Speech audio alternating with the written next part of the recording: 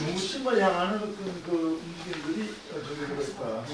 이런 현실에서 2010년대부터 이제 도시재생 사업이 전개되는 과정에서 이제 초창기에 재개발과 재건축 방식의 어떤 문제점을 인식을 하고서 나온 단어가 바로 재생이라는 단어입니다. 다 일반적인 이야기들이고, 앞서 그 조성호 이사는 조성호 이야기를 했지만, 이 주민들의 주인의식이 없으면은 이게 실패할 수밖에 없다. 그래서 중요하게 이게 지적되어 있는 것이 마을의 정체성을 파악을 해야 되고, 정체성을 파악하는 것을 외부에서 강요할 수는 없지 않습니까?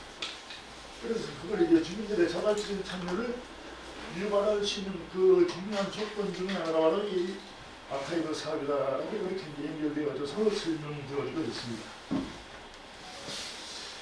그래서 마을 스스로의 모습을 되돌아봐야 되는데, 이 스스로 모습이라는 것이 이제 마을의 역사성과 문화적인 특징, 그리고 이제 생태 환경. 최근에 이제 그 기후 변화라든지 그런 쪽에서 이제 생태에 관심도 많이 가지게 됩니다만, 이미 유럽에서는 일찍이 이렇게 생태학에 대한 어떤 관심도 많았지 않습니까?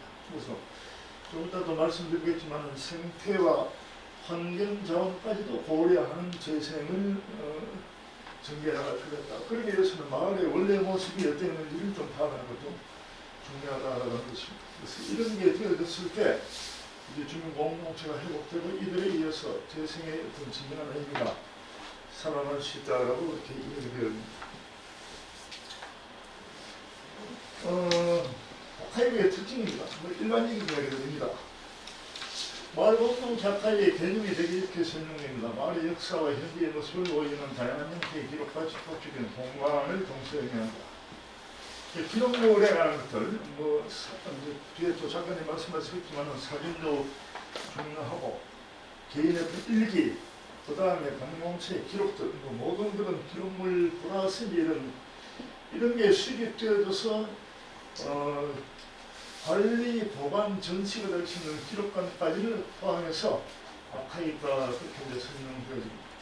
그 마을 기록관이라는 것 뒤에 또 설명 올리겠습니다만, 이게 마을의 정체성을 나타내는 중요한 어떤 구심점으로 작동을 하고 있다는 것입니다.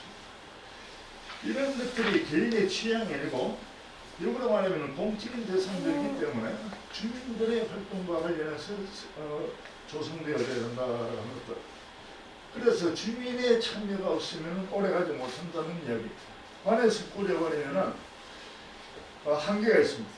되게 이제 관심에서 멀어져 버리게 되고, 만들어 놓고는 이제 방치되는 수가 많고, 그런 경향들이 많습니다. 그래서 이 마을 주민들의 다양한 요구에 따라 조성되어질 필요가 있다. 특히 그 중요하다라는 개념 자체를 조금 이제 인식의 어떤 변화를 줄 필요가 있다. 되게 어르신들은 그게 뭐가 중요하노 하는데, 중요한 게 많거든요. 마을에 있어가지고 개인의 삶이 마을에 어떻게 영향을 끼치게 되고, 그게 이 동네를 이끌어 나가는 보이지 않는 힘이 되기도 하고 하기 때문에, 그러한 일상적인 행위들과 관련된 기록들을 대상으로 한다. 고정적으로 우리가 어른들은 마을 기록이나 어떤 마을 일을 하면 옛날에 서원, 향교, 양반, 학자, 그걸 떠나서 마을 주민 전체를 대상으로 해서 기록을 남기고 이렇게 수집할 필요가 있다는 것입니다. 그래서 여기 나오지만은 이전에 소외된 대상들을 찾아내는 기회가 되고, 이걸 개선 방안을 마련한다는 이게 아주 중요한 어떤 마을 아카이브의 어떤 그 긍정적인 면들, 그렇게 말씀드릴 수가 있습니다.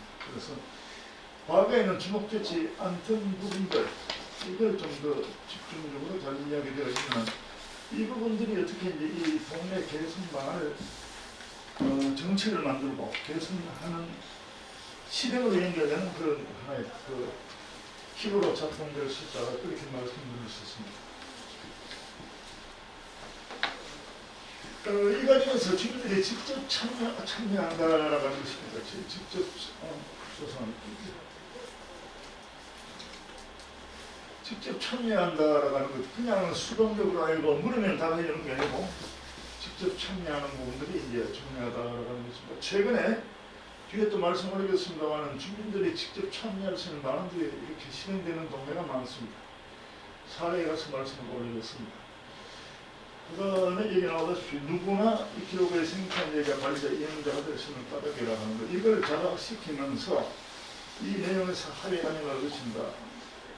제가 조사하면서 느끼는 게 조금 전도 말씀드렸지만 이게 뭐 중요하냐고 예언한다든지 그걸 혼자 결정하는 게 아니고 주민들이 모여서 같이 결정을 하고 이제 그렇게 합의 과정이 이제 중요하다라고 하는 거죠. 그래서 이런 것들이 잘 되었을 때는 이게 소통의 강으로서도 활용될 수가 있다라고 하는 것입니다. 이게 수립 관리 전시하는 것. 이게 이제 전문가들이 좀 작동을 많이 해야 되겠죠.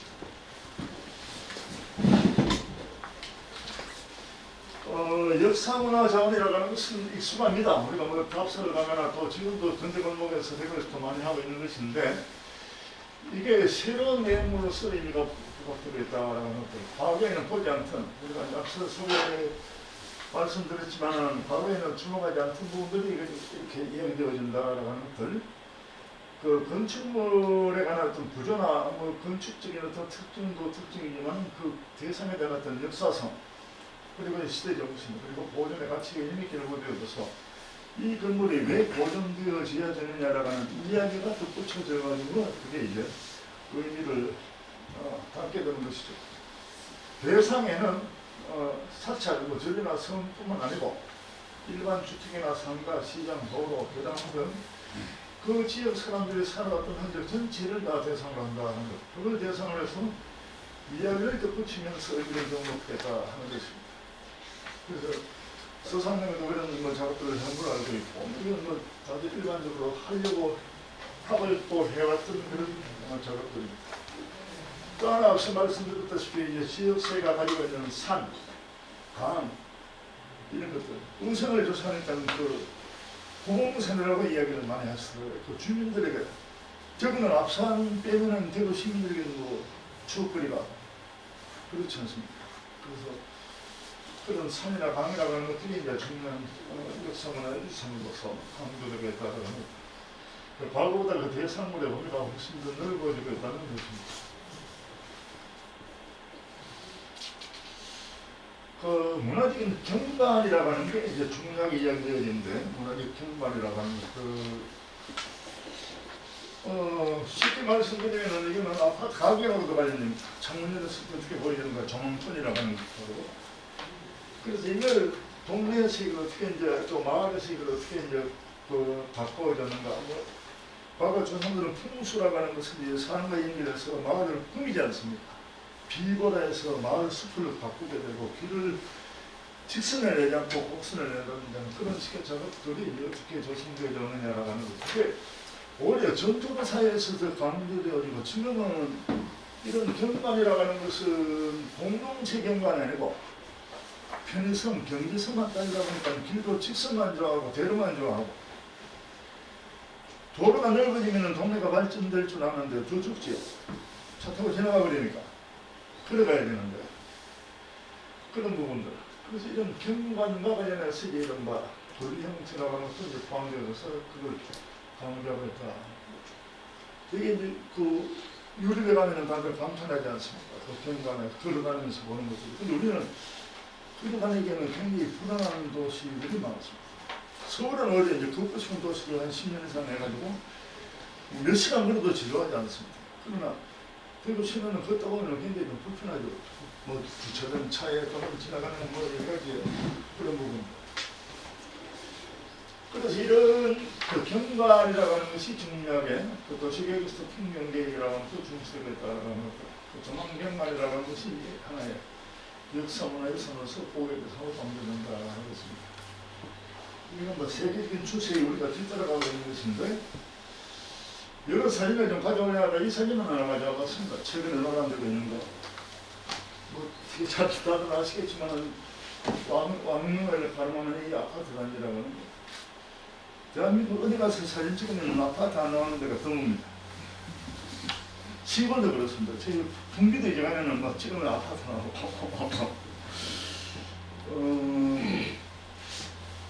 이거는 최근에 이거는 조선시대 하나의 뭐 구조물이고, 이건 지금의 구조물이고, 지금 인간의 욕망이고, 이건 조선시대 왕의 욕망인데 미치는 것이죠. 이걸 우리가 이제 세계 문화유산으로 등재하지 않습니까? 근데 시내 가면은 제가 사진을 일부러 안 가져왔는데, 근데 거기 가면은 계산성당하고 마주보는 게 제일 길이지 않습니까? 꼭대기에. 그럼 그 주변에서는 굉장히 어색합니다, 그게. 왜 그렇게 지었을까요? 삐쭉하게 해가지고, 그 산 꼭대기에 그렇게 들어설 건물이 아니었을 건데. 계산성당 옆에 매일 심는 본사가 있습니다. 지나가면서 저는 하면서 욕을 합니다. 그 자리가 해산학교 자리인데, 그 전통적인 그림을 없애버리고 경관을 무시하는 그 전통적인 건물을 올려놓은 걸 따라가지고 경관이 파괴되거든요. 물론 그 시대는 그런 생각들을 못했겠죠. 이게 발전한다라는 게 현대화된다라는 게 고층 빌딩이 올라가는 뭐 그런 것만 생각했던 시대였기 때문에 여튼 최근에 이렇게 경관 자원도 중요하게 생각을 하고 있다는 것입니다. 왜 역사적인 유산을 보존하고 재생을 해야 되는가 하는 그 목적에 관해서는 이게 뭐 하나의 목적이 하나의 문제점을 도출하는 중요한 계기인데 지금 환경에서는 어디 가나 관광을 우선 염두에 둡니다. 특히 이제 죄송하지만은 저 지방 중소도시나 이런 데 가면은 사람들 좀 많이 오게 해주셔서 하는데 많이 온다고 동네가 발전하는 게 아니거든요. 왔다가 우리는 서울의 동대문 옆에 그 이화벽화마을 주민이 벽화를 지었습니다. 사람 많이 와가지고 막 소나면서 또 자신의 주거 환경을 훼손하기 때문에. 그렇지. 이건 좀 도리어 그 선호 관계를 봤을 때 결과적으로 관광객이 많이 오더라라는 거하고 관광의 유치를 목적으로 하는 거하고 그 대표적인 사례가 방천시장의 경광석길 아니겠습니까?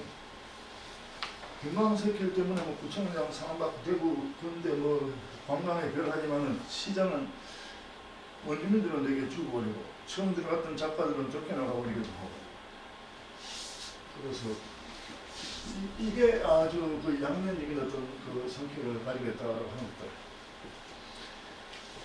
그래서 이게 이제 중요한 거죠. 공동체 형성을 좀 효과가 있다고 하는 것들. 자기 사는 동네를 알게 되면 동네에 대한 애착이 강해지게 되고 마을의 긍지가 높아지고 보존활동을 통해서 주민 간 교류. 지금 여기는 경찰 어디나 마을에 가서 이제 어떤 그 휴리를 줍는다든지 또 문화재 지키기 활동을 하시는 분들도 계신 걸로 알고 있습니다. 그래서 그들 간에 리더랑도 강한다. 이게 어메니티에서 뭐 잘 아시겠습니다만 그 주거 환경에서 지킴으로써 깨끗하게 되어가지고 이제 쾌적한 주거 환경이 창출된다 하는 것. 무엇보다 중요한 게 이겁니다. 환경이라고. 지금의 콘크리트 건물은 대개 수명이 100년 정도로 갑니다. 근데 그게 재활용되는 비율이 얼마나 되겠습니까? 이 건물도 이게 뭐 70몇 년도 지었다고 이야기하는데 이걸 헐어버리면 활용할 수 있는 자재가 얼마나 되죠? 목재는 뭐 그냥 100% 활용을 하죠. 그래서 이게 이 재생 과정에서 발생하는 환경 부하를 줄이고자 한다는 거예요. 그 지역계절을 이용함으로써 자원 소비가 감소했다는 에너지 소비의 절감, 폐기물 감소 이런 부분들까지 이제 염두에 두면서 이런 역사유산의 보존의 목적을 설정을 하고 있습니다.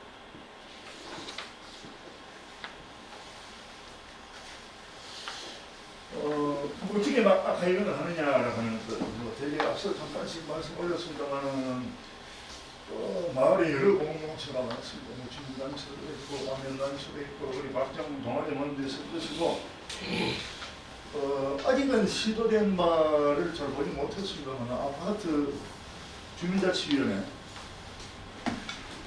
뭐 좀 생뚱하게 말씀드리면 하나의 권력화되기도 했습니다만 그 아파트 주민자치위원회 그 동대표들의 모임들 뭐 그런 것들도 하나의 그 아파트 특징을 어떻게 반영하고 잘 꾸려나가는지에 대한 사례가 있으면 한번 90년대 대구에 아파트 생활문화연구소라고 하는 게 있었습니다. 뭐 몇 년 활동하다 지금은 어떻게 되는지 모르겠습니다만 그런 또 하나의 뭐 조사 대상이 될 수도 있겠죠. 또 마을 주민이 살아오면서 남기는 그런 공간들도 대상이 될 것이고 그리고 마을 역사 관련된 문헌이나 사진 자료 등등으로 이게 주민들에게 사진을 수집한다. 많이 합니다. 이러면 서울은 남산에 나오는 사진 모으기 하는 그런 것도 하고 서울기록원에서 또는 지방문화원에서 이런 또 사진이나 이런 자료 수집을 하기도 합니다. 그래서 뭐 되게 많이 많고 감당이 안 되는 경우를 많이 보기도 합니다만, 그리고 이 학교들 되게 이제 학교, 특히 공립학교는 5년마다 이게 직원들이 바뀌기 때문에 자기 학교가 뭘 가지고 있는지에 대한 자료 파악이 안 되고 있습니다. 제가 역량이나 의성을 조사하다 보니까 누군가 비로소 외부에서 가서 질문을 던지니까 행정실을 뒤지게 되고, 거기에서 일제시대 뭐 찍은 사진들이 되게 나온다든지 해방 후에 찍은 사진들이 막 되게 발견되어지니까 그런 케이스를 본 적이 있습니다. 그래서 누군가 이거 자극을 줄 필요가 있다고 있습니다. 그리고 관공서도 이게 되게 한계가 있는 게 보존기간이 있기 때문에 대개는 공무원분들 뭐 힘들지 않습니까? 일도 많고 하니까 그 보존의 개념이라고 하는 게 잘 약하단 말이에요. 이걸 보완하는 게 2006년도에 그 공공기록물에 관련된 법이 개통되어져가지고 통과되어서 지방의 기록관 성립을 법으로 정해놓긴 했습니다만, 지금 기록관이 등장한 것이 서울기록관하고 경남기록관 두 군데로 알고 있습니다. 대구는 시도하다가 지금 어떻게 되는지 모르고 있고, 그래서 공공기록 이외에 민간에 있는 기록들을 좀 잘 수집할 필요가 있다고 했습니다. 마을 건축물들은 이제 독특한 건축물들이 많겠죠. 오래된 건물들, 이게 그 집도 보면은 제가 지금 대구에 뒤에 다 사라졌습니다. 보성동이라고. 왜 동네 이름이 보성동이 하니까 누군가 지명사례에다가 옛날 여기 성에 들어가는데 전혀 역사적인 원인이 안 됩니다. 도면이 이렇게 되었습니다. 거기 조사하다 보니까 기와지붕 밑에 스레트 지붕이 있고 스레트 지붕 밑에 초가지붕이 있어요. 그 초가지붕인데 새마을금 농대에 스레트 올리고 또 살다 비세니까 그걸 다시 땅을 올려놔가지고 그게 하나의 건물 하나가 이제 그런 변화를 볼 수가 있다는 것입니다. 요즘은 상가나 공장 이런 걸 또 리사이클링 해가지고 그걸 카페나 미술관으로 활용을 많이 하지 않습니까? 또 아파트도 연구를 많이 하고, 요즘 건축사 분야에서도 많이, 특히 대구 뭐 상가 아파트 연구하는 분도 좀 보긴 했습니다만, 아파트 안에 연탄 아궁이가 있는 아파트를 본 적이 있습니다. 7성생하면 지금도 남아있습니다. 그 밑에 좀 위에서 구조물이 빠져나와 있는데 그게 뭐냐 하니까 연탄 아궁이였다. 얼마 전 가니까 아파트 빨리 재개발하자고 현수막 붙여놨더라고요. 엘리베이터 없이 사는데 불편하다 해가지고. 그 마을 도로의 변화들, 이런 거 아주 중요한 그 아파트에 대해서는 되게 이제 이분들이 중요하죠. 전문가들이 같이 결합되어 있는 것들. 그다음에 이제 그 지역 주민 대상으로 구술 체력 사업을 한다 하는 것들. 또 이게 이제 앞서 이야기했다시피 주민들을 참여시키기 위해서는 기록과 양성 교육이 중요하겠죠. 또 주민들이 참석하기 위해서는 이제 다분히 어디라고 제가 말씀드리기는 못하고 이제 모 시에서 모 문화원에서 이제 갑자기 근대 문화유산 조사를 해가지고 수천 점의 자료를 모았습니다. 주민들을 이제 한 50명 정도 알바를 이렇게 하셔가지고 모아놓고 감당이 안 되는 거죠. 그걸 좀 전문가들에게 공개하면 되는데 그것도 다음 사업을 해서 가지고 계신 거죠. 체계적인 어떤 관리가 안 된다는 거죠. 그래서 이런 분들이 이제 관하고 민하고 또 전문가들 같이 결합을 해서 수집과 관리와 전시 단계를 체계적으로 할 필요가 있다는 것들. 그래서 여기 보면 아카이브 조직과 다른 조직 간의 소통을 기반으로 한 팀워크 기록집이 중요하다 하는 것입니다. 이게 잘 안 되면은 우리 요즘 자료 사용하는 그 지속 가능한 그런 부분들이 좀 한계가 많다 그렇게 말씀드릴 수 있습니다. 이게 이제 그 방금 이야기했던 아카이브 마을 기록관 등을 뭐 그렇게 이야기할 수가 있겠죠. 주민 참여에 대한 방안에서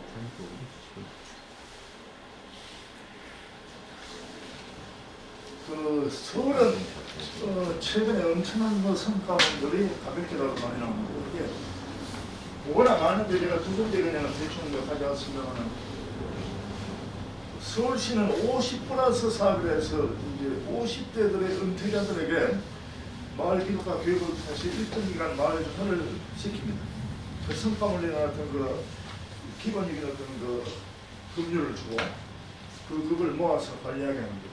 그래서 이게 지금 제가 보니까 충청북도 일국 지방의 실천은 이런 걸 굉장히 많이 활발하게 합니다. 전문가들과 반응하는 비용과 어떤 뭐 그런 구체적인 걸 하고 전문가들이 채택해서 이렇게 이제 교육을 하는 거예요. 그래서 이제 결과물을 모아서 이제 전시하면서 또 다른 한국에도 전화할 수 있게끔 하는 일들이 많습니다. 그래서 서울은 아주 체계적으로 해서 또 뭐가 중요하냐 결과물을 공개합니다. 페이스북이나 그 시청 홈페이지라는 데 들어가면 다 공개하고 있어가지고 저도 아침에도 뭐 다 하나 다운받아서 보기로 했는데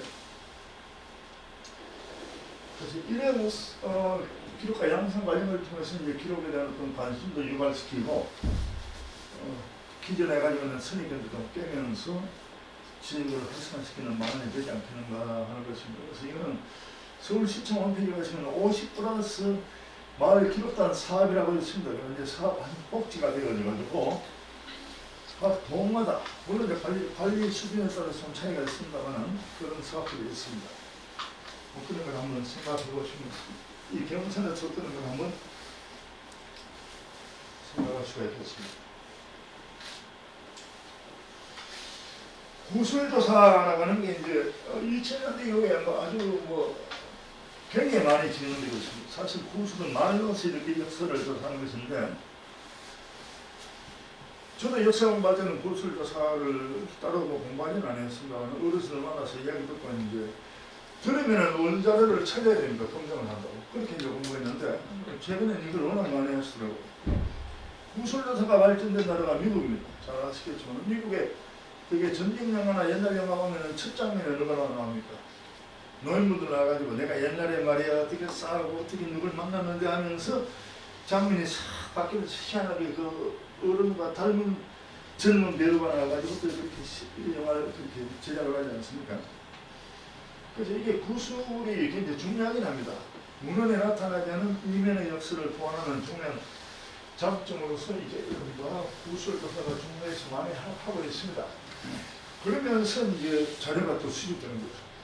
제가 의성조사를 가서 88세 어르신을 4번 만나고 사진 한 장을 받았습니다. 1960년에 야구 선수 생활했던 사진들. 그 친밀감을 가지면서 또 자료를 수집할 수 있는 기회가 되는 거죠. 그래서 그 만나는 대상들이 과거에는 소외됐던 계층들을 이렇게 이제 여러 가지로 담겠고 이게 지금은 국가적으로 많이 합니다. 국립 그 영상 자료로 들어가면 영화 배우, 감독들, 또 뭐 국악인들, 또 영화인들, 밖에 전문가들을 이렇게 특정 장소로 모셔가지고 영상을 촬영하는 그런 케이스도 있고, 대구 중구청에서는 이제 구술생활사에서 100명을 이제 그렇게 작업을 하기로 했습니다. 저도 좀 중에서 같이 한 3년을 했습니다만은.